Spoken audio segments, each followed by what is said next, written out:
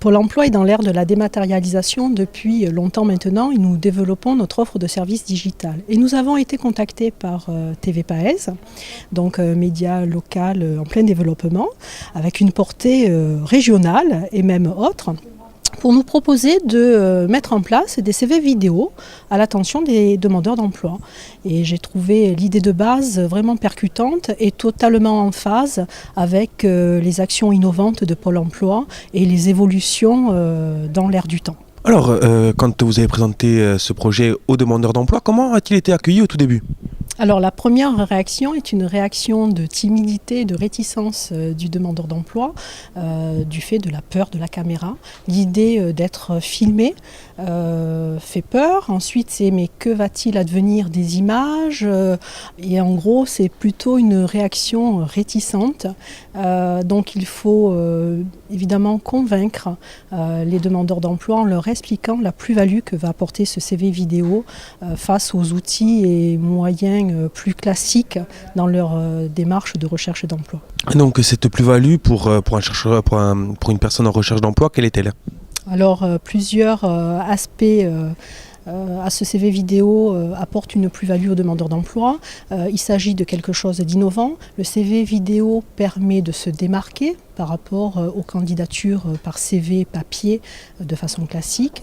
Le CV vidéo permet de mettre en avant finalement une partie de soi, les compétences que l'on veut vraiment mettre en avant pour un poste donné ou pour une entreprise donnée. Un CV vidéo, c'est court. C'est finalement un produit numérique d'une minute environ, donc il faut être synthétique, il faut être clair et il faut vraiment mettre en avant ce qui nous semble important pour l'employeur que l'on veut convaincre, ce qui nous semble important pour le poste que l'on veut occuper. Au final, le CV vidéo est un complément du CV classique, ce n'est pas quelque chose qui va le remplacer. Tout à fait. Le CV vidéo ne consiste pas à décliner tous les éléments que l'on met sur un CV papier. Donc c'est bien un outil complémentaire qui va permettre, comme je le disais, de se démarquer et aussi vraiment de valoriser certains aspects qui nous semblent importants pour le poste à occuper. Le but, c'était de donner la chance aussi à des jeunes ou moins jeunes, parce que nous avons aussi des seniors, de se mettre en évidence des gens vraiment comme s'ils étaient devant un employeur, dans le contexte.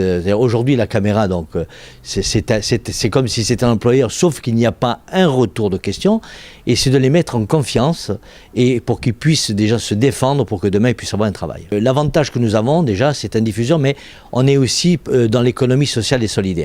C'est-à-dire on prône pour que les jeunes, ce soit un outil aussi de promotion, d'économie et de culture. On a d'abord fait la préparation écrite et puis après on a tourné la vidéo. Donc bon, j'étais un peu stressée, j'ai dû recommencer plusieurs fois, mais ça a été. Selon vous, qu'est-ce que ce CV vidéo apporte de plus finalement par rapport à un CV classique ? L'apparence déjà, l'employeur peut voir la personne, comment elle se tient, comment elle se présente.